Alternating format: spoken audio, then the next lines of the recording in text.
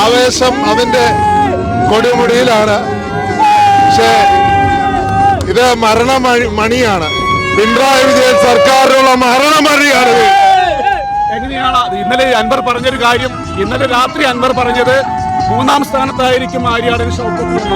അല്ല, ഇപ്പൊ റിസൾട്ട് വന്നല്ലോ. ഇപ്പൊ ഞങ്ങളെന്തോ പറയാന്, എല്ലാവരും ജനങ്ങൾ പറഞ്ഞു കഴിഞ്ഞു. സെമി ഫൈനലിൽ ക്വാർട്ടർ ഫൈനൽ, സെമി ഫൈനൽ ജയിക്കാൻ പോകും പഞ്ചായത്ത്.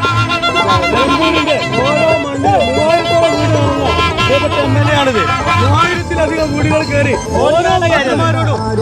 പ്രിയപ്പെട്ട ആര്യാടൻ ഷൗക്കത്തിന് വോട്ട് ചെയ്യണമെന്ന് നേരിട്ട് കണ്ട് വോട്ട് അഭ്യർത്ഥിച്ച പ്രിയപ്പെട്ട കോൺഫിഡന്റ് പറഞ്ഞിരുന്നു.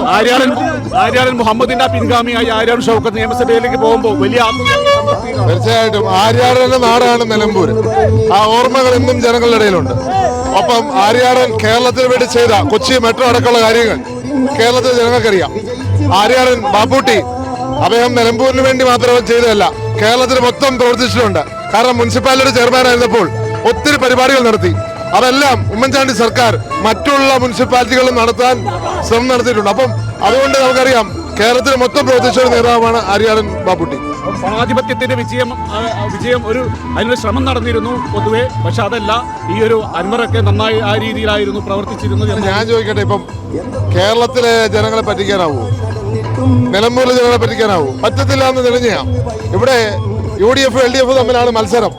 ആ സ്ട്രേറ്റ് മത്സരത്തിൽ UDF ജയിച്ചിരിക്കുന്നു. അത് യഥാർത്ഥ വിഷയം എന്താണ്? ഇവിടെ വികസനമില്ല, മാറ്റങ്ങളില്ല.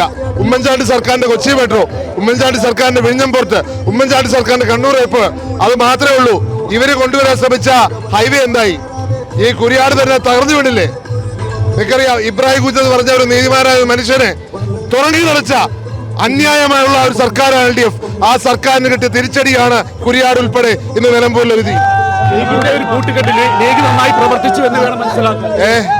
ലീഗിന്റെ ഒരു വലിയ രീതിയിലുള്ള പ്രവർത്തനം ഉണ്ടായി എന്ന് വേണം മനസ്സിലാക്കാൻ. ലീഗ് പാണക്കാട്, ആദരണീയനായ പാണക്കാട് സാദിഖ് അലി തങ്ങളുടെ, ആദരണീയനായ മുനവർ തങ്ങളുടെ, ഫൈസൽ തങ്ങളുടെ ഒക്കെ നേതൃത്വത്തിൽ വലിയ പ്രവർത്തനം. ആദരണീയനായ തങ്ങള് ഒരിക്കലും ഇല്ലാത്ത വിധം എല്ലാ മണ്ഡലത്തിലും ഒരു റാലി നടത്തി. അതുപോലെ തന്നെ PK കുഞ്ഞാലിക്കുട്ടി സാറ് വീടുകൾ വരെ കയറി. അദ്ദേഹത്തിന്റെ തെരഞ്ഞെടുപ്പിൽ പോലും കുഞ്ഞാലിക്കുട്ടി സാർ വീട് കയറിയിട്ടില്ല. അപ്പോൾ കുഞ്ഞാലിക്കുട്ടി സാറിന്റെ നേതൃത്വത്തിൽ വീട് കയറ്റം.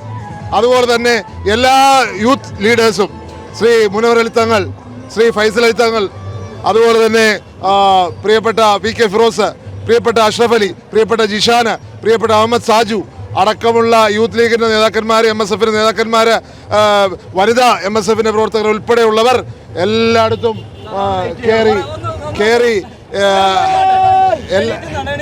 എല്ലായിടത്തും കയറി വോട്ട് ചോദിച്ച് വ്യക്തിപരമായി ഇവർ തന്നെ വീടുകൾ തോറും നടത്തിയ ക്യാമ്പയിന്റെ വിജയമാണ് നിലമ്പൂരിന്റെ വിജയം. എടപ്പാളോളം വലുത്, എടപ്പാളിലോളം തീർക്കാൻ എടപ്പാളോളം വലിയ ശോഭിക.